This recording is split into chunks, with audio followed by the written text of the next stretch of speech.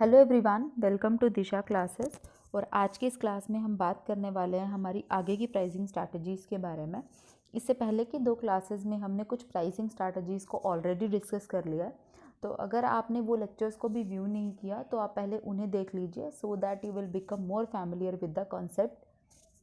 If I am talking about this channel, then this channel will be dedicated to all the commerce and management students who were preparing for any competitive exam related to commerce or management, or they were pursuing their graduation or masters in commerce or management. So let's get started with today's class. तो सबसे पहले हम बात करेंगे customary pricing के बारे में। So what is customary pricing? Customary pricing में क्या रहता है कि हम जो प्राइस सेट करेंगे, ठीक है, जो भी हमारा प्राइस रहेगा वो बिल्कुल जो कंज्यूमर्स की कलेक्टिव परसेप्शन है उसके बेस पे डिसाइड होगा कि कलेक्टिवली कंज्यूमर्स उस प्रोडक्ट को लेके किस तरह का परसेप्शन रखते हैं या क्या वो उसकी वैल्यू को जज करते हैं कि उसकी वैल्यू क्या होनी चाहिए। ठीक है, अब ये वाली जो प्राइसिंग स्ट्रैटेजी की मैं अगर बात करूं तो ये वहाँ पर यूज़ होती है जहाँ पर प्रोडक्ट के बारे में बहुत अच्छी नॉलेज ऑलरेडी आपको है और आपको पता है कि भाई एक कंसिस्टेंट मार्केट हिस्ट्री रह चुकी है इस प्रोडक्ट और सर्विस की। उसके प्राइस के बारे में भी आप फैमिलियर हो, उसकी क्वालिटी के बारे में भी आप फैमिलियर हो, आपको उस प्रोडक्ट के बारे में बहुत अच्छी नॉलेज है और आप काफ़ी समय से उसे यूज़ कर रहे हो या वो प्रोडक्ट मार्केट में काफ़ी टाइम से है, तो उस केस में कस्टमरी प्राइसिंग के ऊपर फोकस किया जाता है और कस्टमर की परसेप्शन के हिसाब से ही प्रोडक्ट को एक प्राइस आपने देना होता है। ठीक है, अब आगे अगर मान लो आप प्रोडक्ट में थोड़े चेंजेस भी करते हो तो क्योंकि उस प्रोडक्ट और सर्विस की ऑलरेडी एक कॉन्सिस्टेंट मार्केट हिस्ट्री बन चुकी है, तो आपने उसके बेसिस पे उसको अब भी प्राइस वही करना है जो कंज्यूमर्स की कलेक्टिव परसेप्शन कहती है या कंज्यूमर्स का कलेक्टिव परसेप्शन के हिसाब से ही हमने उसको एक वैल्यू देनी है। ज़्यादातर ये किंक्ड डिमांड कर्व के केस में होता है। ठीक है, अब किंक्ड डिमांड कर्व को अगर आपने पढ़ा हो इकोनॉमिक्स में तो वहाँ पर क्या होता था, वहाँ पर जो कर्व थी वो थोड़ी सी एक टेढ़ी बन जाती थी, राइट। तो रीज़न उसका ये होता था कि मोर इलास्टिक और लेस इलास्टिक मार्केट में जब बात हम कर रहे होते हैं या आप ये कहिए कि एक के प्राइस बढ़ाने पे दूसरा अपना प्राइस नहीं बढ़ाता और प्राइस को कम करने पे दूसरा उससे भी ज़्यादा प्राइस कम कर देता है या उतना ही प्राइस कम कर देता है, तो उस केस में हमारी जो डिमांड है वो थोड़ी किंक्ड हो जाती है, इसलिए उसे किंक्ड डिमांड कर्व यूजुअली बोला जाता है। तो अब ये कंज्यूमरी जो प्राइसिंग है या कस्टमरी आप कहो कस्टमरी जो प्राइसिंग है वो किंक्ड डिमांड कर्व के केस में ही ज़्यादातर यूज़ होता है।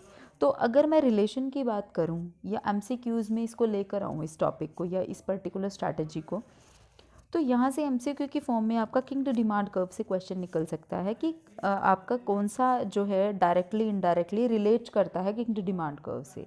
सो जो कस्टमरी प्राइसिंग है वो किंक्ड डिमांड कर्व से रिलेट करता है क्योंकि कहीं ना कहीं ये बिल्कुल कस्टमर के ऊपर फोकस करके चल रहा है। ठीक है, क्योंकि अब वहाँ पर ओलिगोपोली का है, ये किंक्ड डिमांड कर्व जो है आपका ओलिगोपोली का एक वी कैन से मॉडल है जो कि पॉल स्वीजी ने शायद दिया था 1939 में, आप एक बार चेक कर लीजिएगा।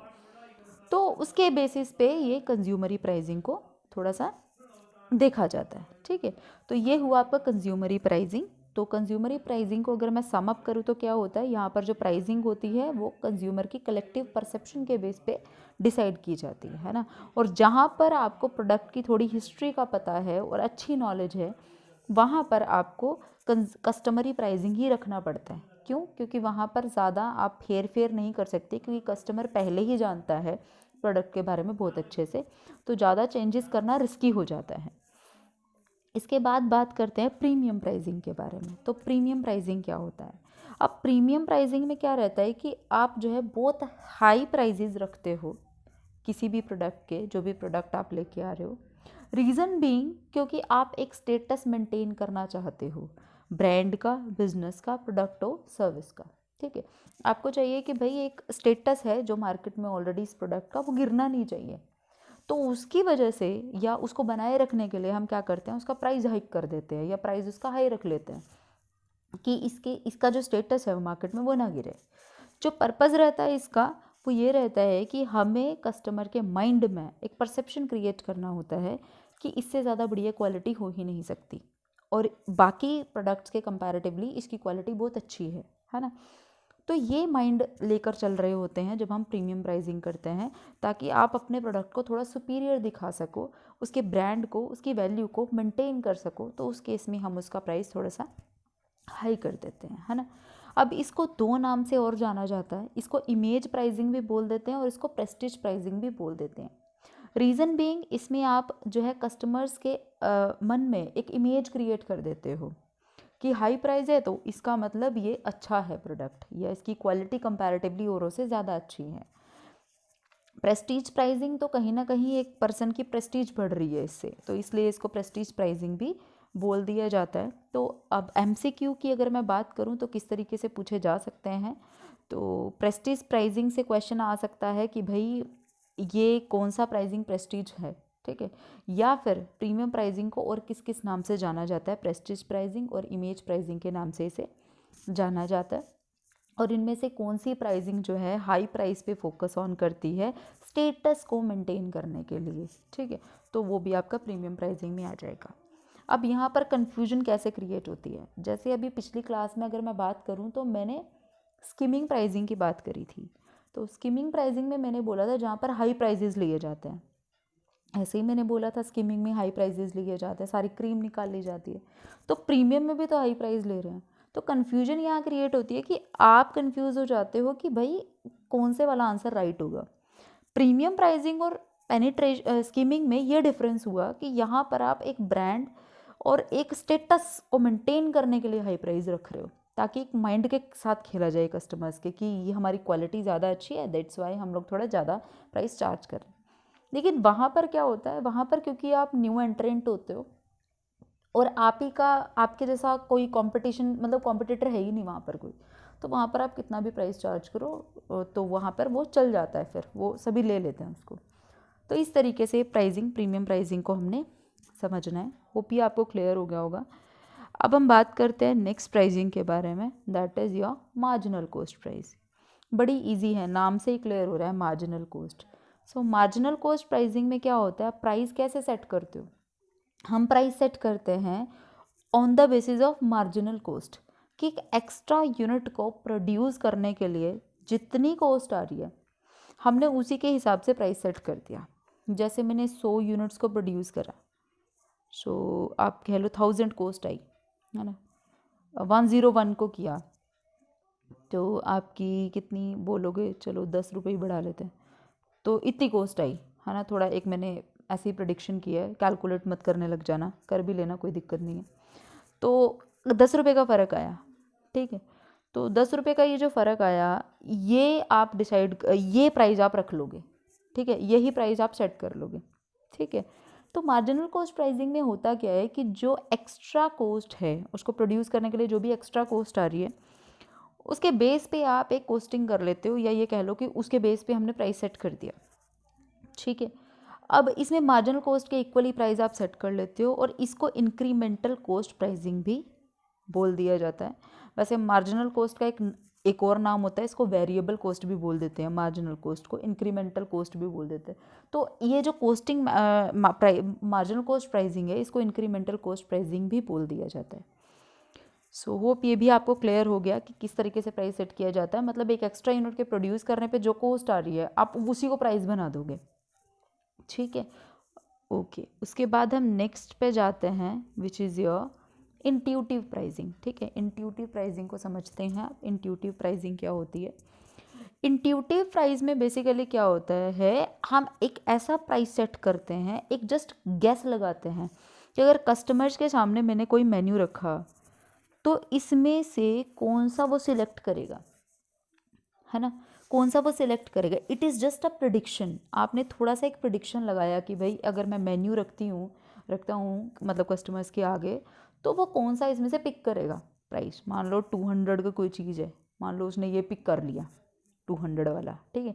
तो ये इंट्यूशन जो है उसने लगाई है पहले, जो भी आपका सेलर है या वटेवर जो भी बेच रहा है उसको, तो उसने प्रिडिक्शन लगाई है प्राइस के बेस पे, उसके मतलब इंट्यूशन के बेस पे उसने थोड़ा सा एक प्रिडिक्शन लगाया।